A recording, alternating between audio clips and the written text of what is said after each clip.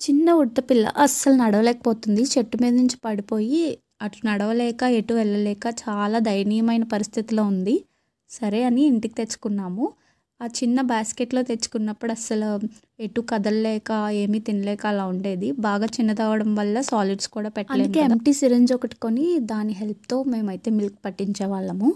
కొన్ని రోజుల తర్వాత నెమ్మదిగా చిన్న చిన్న సాలిడ్స్ అది కూడా చాలా మెత్తగా ఉన్నాయి తినడం స్టార్ట్ చేసింది. దానికి చిన్న చిన్న పళ్ళొస్తున్నాయి. అలాగే కొంచెం ఎనర్జీ అయితే పెరిగింది దానికి. ఇదివరకు చాలా నీరసంగా అలాగే బాస్కెట్‌లో ఉండేది.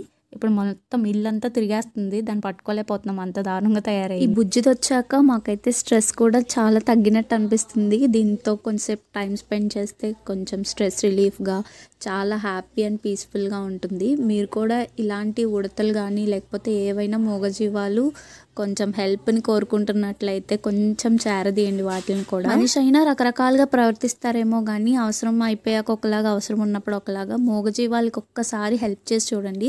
అవి ఎంత విశ్వాసంగా ఉంటాయో, ఎంత నమ్మకంగా ఉంటాయో మీ దగ్గర. అలానే మీకు ఎలాంటి హాని కూడా తలపెట్టవు ఈ మూగజీవాలు. ఇప్పటి వరకు చాలా స్ట్రీట్ డాగ్స్‌ని చేరదీసాము. ఇంకా చాలా మూగజీవాలని కూడా పెంచాము. మీరు కూడా స్ట్రీట్ డాగ్స్ కానీ ఇంకేమైనా మూగజీవాలు ఉంటే కాస్త హెల్ప్ చేయండి. అలాగే సమ్మర్స్‌లో కూడా ఫుడ్ అండ్ వాటర్ వాటికి పెట్టండి. Thanks for watching.